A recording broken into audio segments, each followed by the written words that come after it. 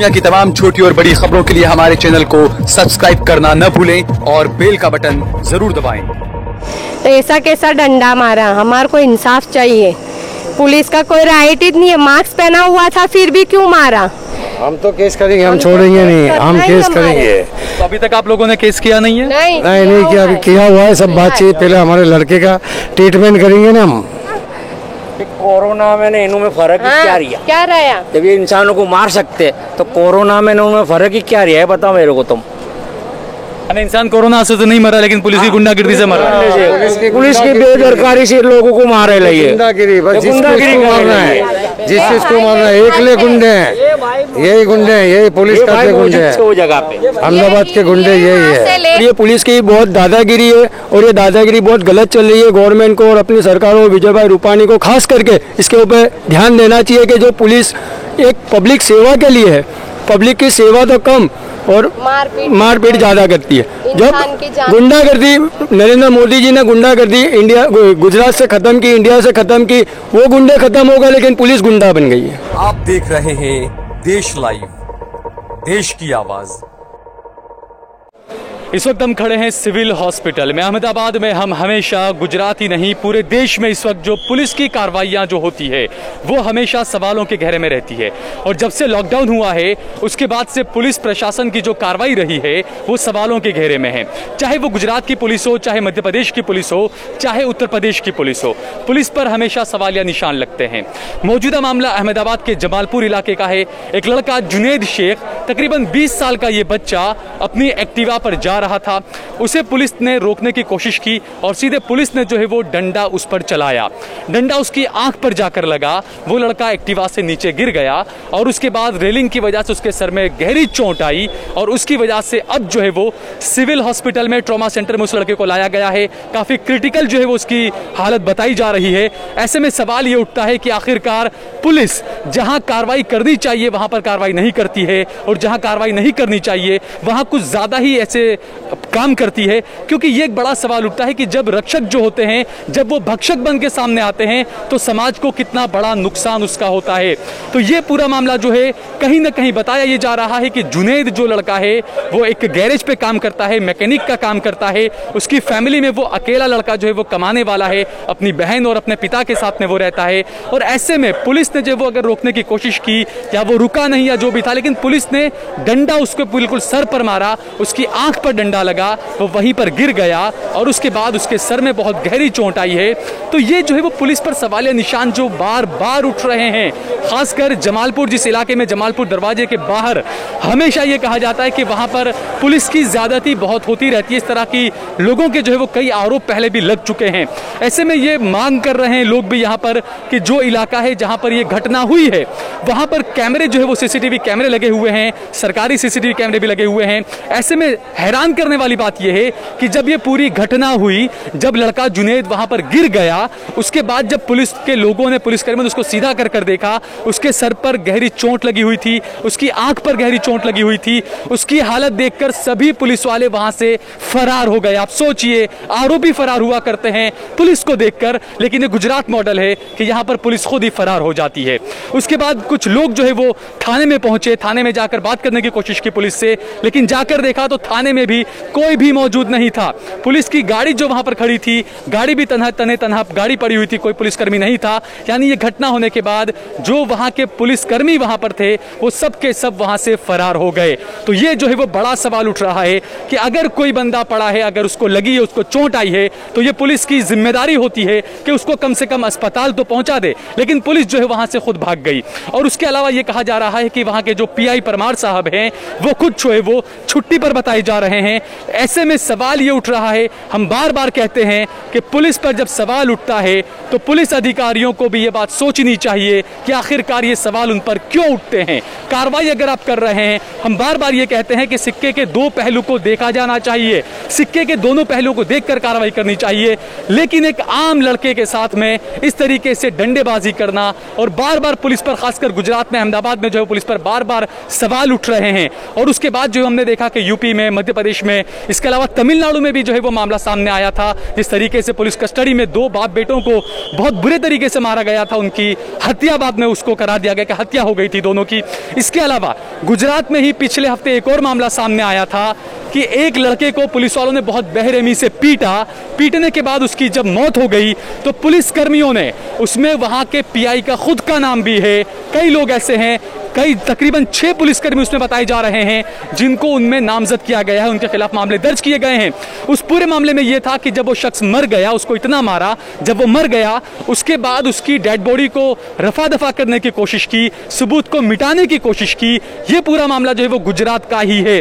तो हम बार बार ये कहते हैं कि गुजरात में भी पुलिस पर बार बार सवालिया निशान उठ रहे हैं। आखिरकार सोचना चाहिए कि इतना ज्यादा गंभीर मामला, इतने गंभीर आरोप आखिरकार पुलिस पर क्यों लग रहे हैं, और ये जिस बच्चे को लगा है जुनैद शेख को, इसका जिम्मेदार आखिर कौन है?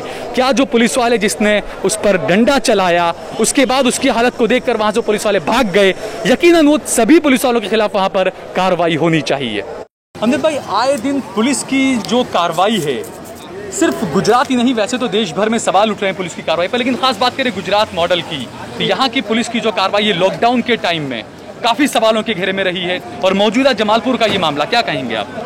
आज ये बड़ी शर्म की बात है कि जो लोग कायदे और अनुशासन के नाम पर आज अपने घर और परिवार के लिए कहीं ना कहीं पुलिस डिपार्टमेंट का एक हिस्सा बनकर घर चला रहे हैं, आज कायदे और अनुशासन में रहने वाले लोग अगर इस तरह से आज रोडों पर चलने वाले एक राहदारी के साथ, कोई क्रिमिनल व्यक्ति नहीं था, हमने भी जानकारी ली है, एक सामान्य व्यक्ति अगर अपने परिवार के साथ रहता है, और इस लॉकडाउन के दरमियान आपने भी देखा होगा कि कई ऐसे केसेस कि जो बहुत ही सामान्य बाबत रही होगी, तो उसमें पुलिस वालों ने जो एक, अगर आप ये कहें कि एक हैवानियत का रूप लेकर जो काम किया, बहुत निंदनीय है। आज पुलिस का काम लोगों की रक्षा है। आज पुलिस को देखकर किसी विस्तार में जब पुलिस आती है तो वहाँ के लोगों को एक आश्वासन मिलता है कि हमारे पास पुलिस आई है हमारी रक्षा के लिए और ये हमारी बचाव करेगी। लेकिन आज ये जो हो रहा है, ये देखकर लोगों को पुलिस डिपार्टमेंट की तरफ से एक बहुत शर्म महसूस होता है। आज चलिए जो होना था वो तो हुआ, उसके बाद उससे बड़ी निंदनीय बात यह है कि जब वो बंदा गिर गया तो अपनी मानवता, एक इंसानियत के नाते उन्हें अपनी गाड़ी में डालकर उस पेशेंट को हॉस्पिटल तक ले जाना था, उसको छोड़कर भाग जाना, ये कहीं ना कहीं बहुत बड़ा क्राइम अपने आप में प्रूफ करता है। और आज ये जो भी हुआ है, हम चाहेंगे कि पुलिस के ऊपरी अधिकारी भी इसके अंदर पूरे तरीके से तफ्तीश करे, जो भी सच्चाई है, जो भी व्यक्ति है। इसमें हो सकता है कि कोई व्यक्ति किसी को नाम देता हो, लेकिन आज जब अहमदाबाद की अमुक जो ऐसे विस्तार है, सेंसिटिव और जो प्रख्यात जगह है जहाँ पर सीसी कैमरे लगे हुए हैं, तो हो सकता है कि कहीं ना कहीं अपने किसी डिपार्टमेंट के अधिकारी को बचाने के लिए अगर सीसी कैमरे में भी छेड़छाड़ होती है, तो मैं ऊपरी अधिकारी को आपके माध्यम से एक रिक्वेस्ट करता हूँ कि जो भी सच्चाई है, अगर आज आरोपी कोई सामान्य प्रजा हो, पुलिस डिपार्टमेंट हो या कोई भी डिपार्टमेंट का आदमी है, अगर आज कोई व्यक्ति गलत है तो उसको उसकी सजा मिलनी चाहिए। इमरान, गुजरात के जो मामले रहे, तुम जिस संस्था से जुड़े हुए हो, जिस तरीके से काम, हमेशा सवाल उठते हैं पुलिस की कार्रवाई पर। आज जो है वो जमालपुर में जो मामला हुआ है, जिस तरह मैं यहाँ पे आया और देखा, सीधा मैं यहाँ पे आया और पेशेंट के पास गया, पेशेंट की जो हालत है वो क्रिटिकल है। उसके पहले भी कोई वीडियो भी वायरल हुआ है कि पेशेंट को शिफ्ट कर दिया गया है, तो पूरा सरासर गलत है। पेशेंट अभी वहीं पे है जहाँ पे कोई शिफ्ट नहीं किया गया है। सेकंड चीज़ ये है कि आज मैं जिस पुलिस प्रशासन के खिलाफ हमेशा हम लड़ते आए ना, आज हम यहाँ पे आने के बाद मैंने देखा कि एक बंदे को पुलिस ने डंडा मारा, और ये वीडियो करीब 4 घंटे से लगातार 10,000 लोगों ने वीडियो को डाल चुके हैं कि पुलिस ने डंडा मारा, बंदा नीचे गिर गया, वो अथड़ा के बंदा गिर गया। पुलिस का काम था उसे उठा के हॉस्पिटल लाना, वहाँ के करीबी लोगों ने उसे उठाया और पुलिस चौकी, पूरे पुलिस वहाँ से चले गए। जो वहाँ की बाजू की पुलिस चौकी थी ना, वहाँ पे जब लोग गए तो वहाँ के पुलिस चौकी में कोई पुलिस वाला नहीं था। इतनी शर्मनाक बात है ना। गुजरात मॉडल इस गुजरात मॉडल से मोदी जी पूरे देश में गुजरात मॉडल बता के आज प्रधानमंत्री बना। ये है गुजरात मॉडल, यहाँ की प्रशासन। मैं आगे यही कहना चाहता हूँ कि जिस पुलिस वाले इसमें शामिल है उनकी जल्द से जल्द गिरफ्तारी हो, नहीं तो अगर बंदे को कुछ भी अल्लाह ना करे कुछ हुआ तो फिर गुजरात सरकार फिर से तैयार हो जाए एक बड़ा आंदोलन के लिए। तो जिस तरीके से पुलिस की कार्रवाई है, हम ये बात यहाँ पर ये कहना चाहेंगे कि जो पुलिस शाहपुर के मामले को लेकर कुछ लोगों के खिलाफ 307 का मामला दर्ज करती है, क्या इस मामले को लेकर क्या पुलिस के खिलाफ भी 307 का मामला दर्ज नहीं किया जाना चाहिए? ये मांग भी उठ रही है, पुलिस के खिलाफ कार्रवाई की जानी चाहिए। क्या कहेंगे, जमालपुर का जो मामला हुआ, पुलिस पर बार बार सवाल उठ रहे हैं, खासकर अहमदाबाद में हमेशा पुलिस पर सवाल उठ रहे हैं। पूरे गुजरात की बात करें, क्योंकि बड़ौदा में भी ऐसा कुछ मामला सामने आया था और उसके बाद अब अहमदाबाद में ये मामला, क्या कहेंगे? भारतीय जनता पार्टी की सरकार में पता नहीं पुलिस को एक स्पेशल पावर दे रखा है। जब जब इस तरह की वारदातें बाहर आ रही है कि पुलिस किसी को मार रही है, निर्दोष व्यक्ति को आज जिस तरह से मारा गया, डंडा मारा और वो गिर गया और आज उसको इतनी बुरी तरह से इंजरी हुई है, तो कहाँ पे किस कानून में लिखा है कि इस तरीके से पुलिस बर्बरता कर सकती है? ये खुद बहुत ही निंदनीय है। हम इसकी पूरी जांच की मांग करते हैं कि सीसीटीवी फुटेज निकाले जाए और जो भी अधिकारी इसमें इन्वॉल्व है उसको तुरंत सस्पेंड किया जाए। ये हमारी डिमांड है। नहीं, ये हमेशा डिमांड की जाती है, लेकिन हमेशा वो चीज़ों को दोहराया जाता है, बार बार वो चीज़ें होती है। तो इसको लेकर कांग्रेस पार्टी की, आम आदमी पार्टी की, विपक्षी पार्टियों की क्या कोई रणनीति है सरकार के पास जाकर, मुख्यमंत्री से बात कर किस तरीके से जो बर्बरता की जाती है, एक खास एक समुदाय को जो है वो टारगेट किया जाता है? ये आरोप हमेशा पुलिस पर लगते हैं। देखिए, ये लॉकडाउन के दौरान ऐसे बहुत सारे किस्से हमारे सामने आए कि शाहपुर पुलिस स्टेशन की भी घटना हमारे सामने है कि इस तरीके से पुलिस ने जो बर्बरता की है। तो तमाम घटनाओं की जाँच होनी चाहिए और मैं समझता हूं कि निष्पक्ष जांच होनी चाहिए, एसआईटी की रचना होनी चाहिए, सीबीआई जांच होनी चाहिए। सरकार के रहम नज़र पर जिस तरीके से पुलिस बार बार इस तरह के बहुत सारे गैरकानूनी काम चल रहे हैं, उस पर तो कभी पुलिस इतनी बर्बरता और सख्ती दिखाती नहीं है। तो हम मुख्यमंत्री से अपील करते हैं, डीजी से अपील करते हैं कि जो भी पुलिस अधिकारी इसमें सम्मिलित हो उसको तुरंत ही सस्पेंड किया जाए। सीसीटीवी फुटेज में जो भी आए उसको देखें और उसको सस्पेंड किया जाए। अच्छा, आप क्या कहेंगे, जिस तरीके से पुलिस की जो बर्बरता रहती है, खास समुदाय को पॉइंट आउट किया जाता है, मौजूदा मामला, क्योंकि जमालपुर में जहां पर ये घटना बनी है वहां पर कई बार पुलिस पर आरोप लगाए गए हैं कि पुलिस जो है वो हुलिया देखकर, जो प्रधानमंत्री नरेंद्र मोदी ने कहा था कि लिबास देखकर पहचानी है, तो पुलिस जो है जमालपुर में लिबास देखकर ही पहचान रही है। जी, ऐसा तो हमारे सामने बहुत सारे किस्से आए हुए हैं जमालपुर के। अभी रिसेंटली जो भाई हैं यहाँ पर, उनको भी पुलिस के द्वारा ही एक डंडा मारा गया है, उससे वो गिर गए हैं और उनको सीरियसली इंजर्ड हैं वो। और ये पुलिस बार बार हमारे विस्तार में ऐसा चलता ही रहा है कि बहुत गैरकानूनी धंधे भी चल रहे हैं पर उसकी तरफ कभी ध्यान नहीं दे रही है। और जो निर्दोष हैं उनको बहुत बुरी तरह से इस लॉकडाउन में भी उन्होंने मारपीट की है और पूरी तरह से पुलिस की निर्दयता नहीं चलानी चाहिए ऐसे। अच्छा, ये जो पुलिस ने जो मारा डंडा और जो गिर गए बाइक से और जो अभी बहुत क्रिटिकल सिचुएशन है, इनकी हालत बताई जा रही है, आपके भाई हैं? हाँ, मेरा भाई है। क्या वो कहेंगे आप इस पर पूरा, क्या मांग है आपकी? पुलिस हमारे तो मांग यही है कि उसको डंडा मारा, हमारे को इंसाफ चाहिए। उसका कोई कसूर नहीं था, न उसको छाती पे डंडा मारा, न वो वहाँ पर गिर गया, उसको मगज में लगा है, बहुत सीरियस केस है, हमारे को इंसाफ चाहिए। अच्छा, क्या कहेंगे आपका? हम तो, हाँ, हमारा लड़का है वो, हमारे तो हमको जो कायदे से रहता है वो केस ही करना और हमको इंसाफ चाहिए। आपको कैसे पता चला ये सब हुआ है?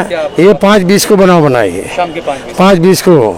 इसने मास्क पहना था, आगे मोबाइल थी, पीछे से इसको आगे से डंडा छाती पे मारा, वो गिर गया, ऐसे सीधा गिरा, उसको ऐसे लग गया।